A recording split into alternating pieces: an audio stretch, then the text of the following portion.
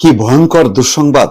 দর্শক দেখেন, আগামী সপ্তাহ থেকে বাংলাদেশ সহ ৭৫টি দেশের জন্য মার্কিন ভিসা কার্যক্রম স্থগিত। তার মানে আপনি অ্যাপ্লাই করতে পারবেন না এবং যে কার্যক্রমগুলো চলমান আছে, প্রসেসে আছে, সব স্থগিত হয়ে গেল।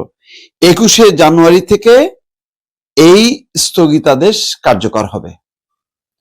কোথায় আছি আমরা দেখেন, এবং আমাদের তালিকায় কে আছে?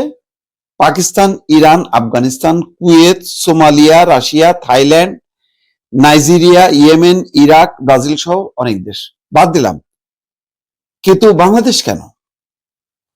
পাশের ভারত সে ঠিকই আছে, ভারতের উপর এই যে শুল্ক আরোপ করতেছে, কিন্তু ভারত তাদের জন্য নিরাপদ। আর পাশের দেশ হয়ে বাংলাদেশ কি এমন করলাম?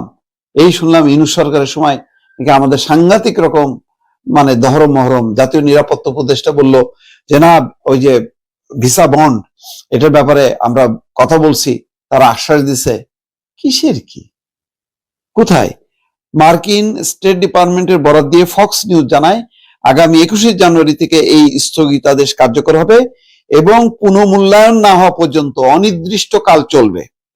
স্টেট ডিপার্টমেন্ট কনসুলার অফিসারদের এই নির্দেশ দিয়েছে বলে ফক্স নিউজের প্রতিবেদনে উল্লেখ করা হয়।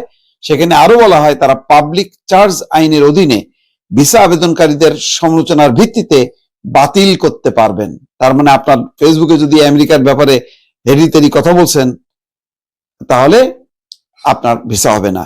পাবলিক চার্জ আইন অনুযায়ী যদি কেউ মার্কিন সরকার থেকে ভাতা বা অন্যান্য সামাজিক সুবিধা নিতে পারে বলে মনে করা হয়, তবে তার ভিসা বাতিল করা হবে।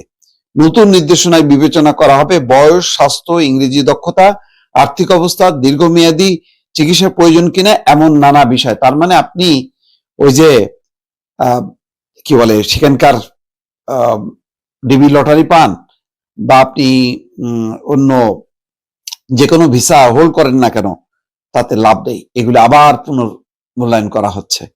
স্টেট ডিপার্টমেন্টের মুখপাত্র টমি পিকগট বলেন, আমরা দীর্ঘদিনের অভিজ্ঞতা ব্যবহার করে দেখব কোন বিদেশি নাগরিক মার্কিন সমাজে অতিরিক্ত সাহায্যের উপর নির্ভর হতে পারে কিনা।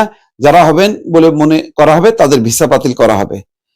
মোট কথা দেখেন, স্থগিতাদেশ পাওয়া মানে ভিসা আবেদনের কার্যকারিতা স্থগিতাদেশ আফগানিস্তান, আলবেনিয়া, আলজেরিয়া, অ্যান্টিগা ও Barbuda, Armenia, Azerbaijan, Bahama, Bangladesh, Barbados, Belarus, Belize, Bhutan, Bosnia, Brazil, Myanmar, Cambodia, Cameroon, Cape Verde, Colombia, Ivory Coast, Cuba, Congo প্রজাতন্ত্র, এই সমস্ত মানে উন্নত কোনো দেশ নেই। তার মধ্যে আমি শুধু অবাক হলাম থাইল্যান্ডের নামটা দেখে। থাইল্যান্ড কেন আছে বুঝলাম না। ইয়েমেন আছে, ঠিক আছে, উজবেকিস্তান। মানে মোট কথা একটা দুইটা বাদ দিলে বাকিগুলি কোনো উন্নত কোনো দেশ না। অধিকাংশ দেশের গৃহযুদ্ধ আছে, অন্যান্য জঙ্গি ঘটনা আছে, কিন্তু বাংলাদেশ কেন থাকবে এর মধ্যে? আমার প্রশ্ন হলো এটাই, দর্শক।